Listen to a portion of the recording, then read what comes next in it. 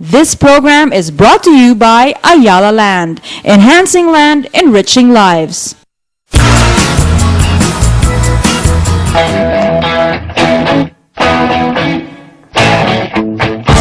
Isa lang ang condo unit sa One Rojas Triangle sa Makati City sa ilang properties ni Dr. Greg Pastor-Fide. Deep in the south of Texas, not so long ago. We can use this place na parang halfway house between our workplace and our residence. It has a beautiful view. If you look outside, it's very relaxing. And then the community, the people who are also in the other units, they're very nice. The service is very good. If you need to go to the hospital, Makati Med is just nearby. If you need to go to shopping center, a mall, it's also nearby. So accessibility for anything we need is within reach. It is a very ideal condo, especially if we have to leave, say for example, we feel very safe, the security is very good. Aside from being their midway home, it's really an investment they can enjoy along the way. I have gained the advantage of having those properties appreciated so many times that when I bought some properties during that time, it was right, because the properties were much lower.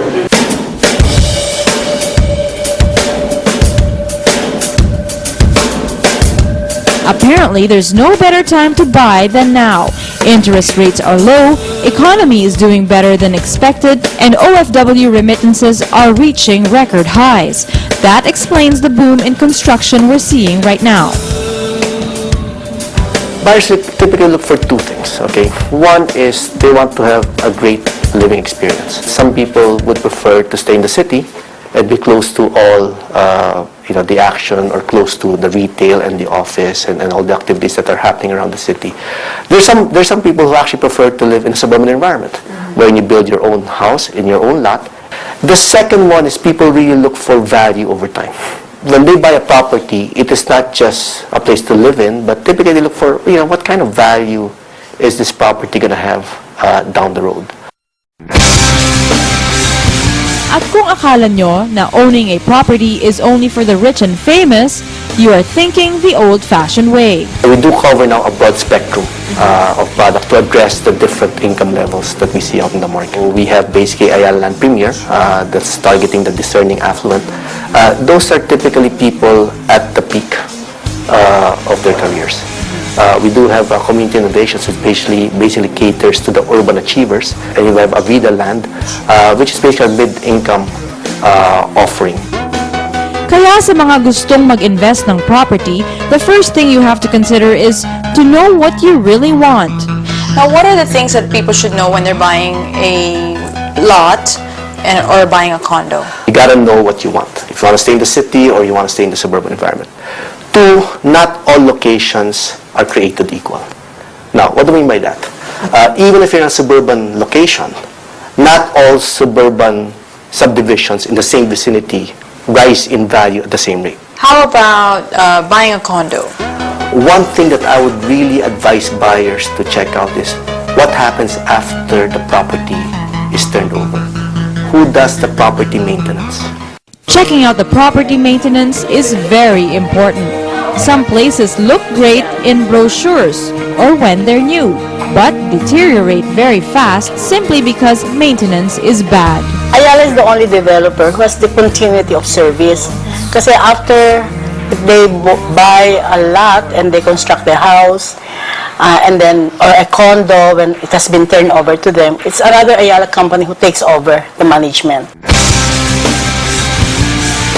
Ang real estate investment ay hindi parang damit na pwedeng isauli kapag may damage. Some pay for it for the rest of their productive life. So checking the developer's track record is a must.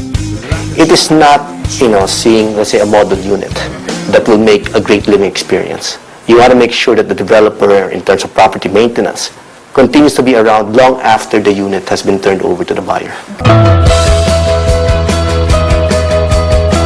After knowing what you want, the next thing to consider is the budget. Buy a property that you'll enjoy owning, not something that will hurt your pocket. Typically, what we advise is maximum of 50% of your income. You devote to amortization. That's the top end. Now, depending on your lifestyle, you might want to reduce that to maybe 40%. Dr. Pastorfide is very much satisfied with his condo in One Rojas Triangle, an Ayala Land condominium, that he's investing in another Ayala Land project, this time in Bonifacio Global City. He doesn't have specific plans yet for his unit in One Serendra, but he's sure he's put his hard-earned money in the right place. And we really don't want to maintain a house. We would, retire and, like to live in a condo like this. Never take anything just for the sake of buying something, It is something that we would like to keep and cherish. This program is brought to you by Ayala Land, enhancing land, enriching lives.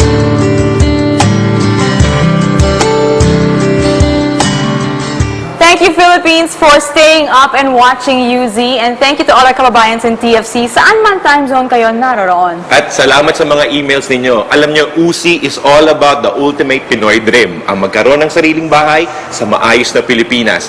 She is Daphne. And he's Ito. Good night and sweet dreams. I see a lot of books there. Marcos, here's your collection of books. This was not deliberate. This has been so many, Many Marcos.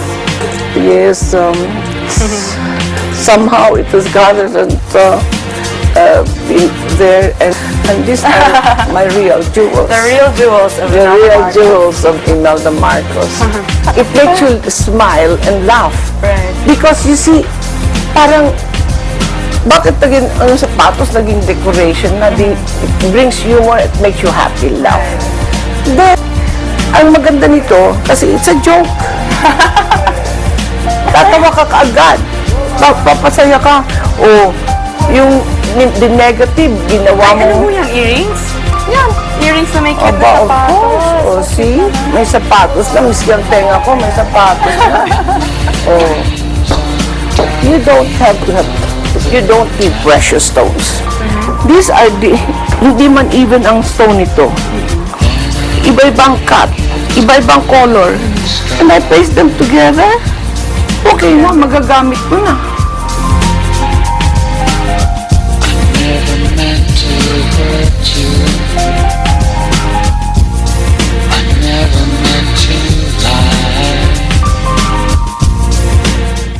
Ang programang ito ay inihatid sa inyo ng Oishi, PAGCOR at GSIS.